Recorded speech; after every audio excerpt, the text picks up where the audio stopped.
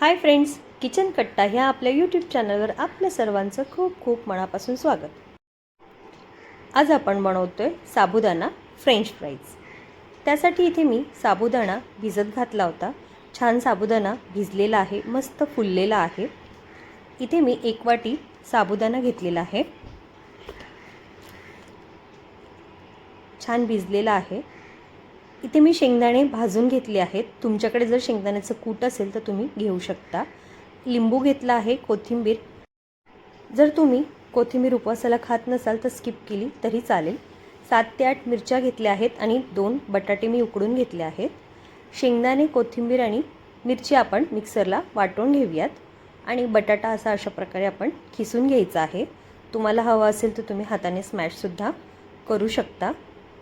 इथे मी दोन्ही बटाटे किसून घेतले आहेत आणि मिक्सरमधून मी शेंगदाणे आणि कोथिंबीर बारीक वाटून घेतली आहे. पाहू शकता एकदम बारीक वाटलेली नाही आहे. त्यामध्ये आपण आता चवीनुसार मीठ घालून घेऊयात आणि इथे मी अर्धा लिंबू पिळणार आहे. लिंबूने छान चटपटीत अशी टेस्ट येते. आता आपण हे सर्व व्यवस्थित मिक्स करून घेऊयात.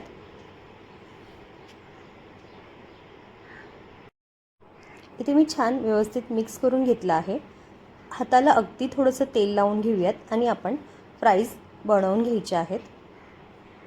छान अशा प्रकारे आपण फ्राईजचा शेप देऊन घेऊयात. अशाच प्रकारे मी बाकीचे सुद्धा फ्राईज बनवते आहे.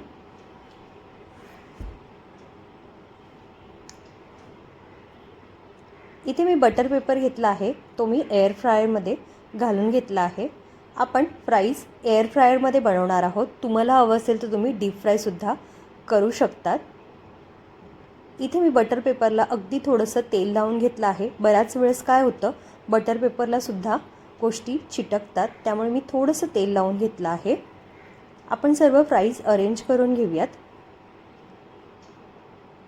कसं होतं, उपवासा दिवशी पण तेलकट खाल्लं तर थोडंसं ॲसिडिटीचा त्रास होऊ शकतो. तर हा एक चांगला ऑप्शन आहे. म्हणजे चटपटीतही खाऊ शकतो आणि जास्त तेलही नाही आणि डाएटसुद्धा तुमचं कंटिन्यू राहील. तर अगदी थोडंसं आपण तेल वरून लावून घेतलं आहे आणि एअर फ्रायर आपण स्टार्ट करून घेऊयात. इथे मी 190 डिग्रीवरती 10 मिनटासाठी एअर फ्राय करून घेणार आहे. 10 मिनटं झाली आहेत, पण एकदम अजून कुरकुरीत झालेले नाही आहेत. तर आपण पुन्हा एकदा टर्न करून घेऊयात.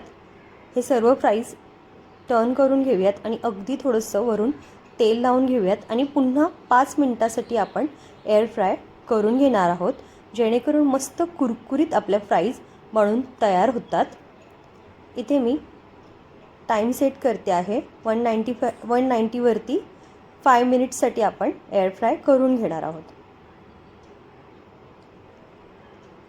5 मिनटं झालेली आहेत. मस्त आपल्या कुरकुरीत फ्राईज बनवून तयार झालेल्या आहेत.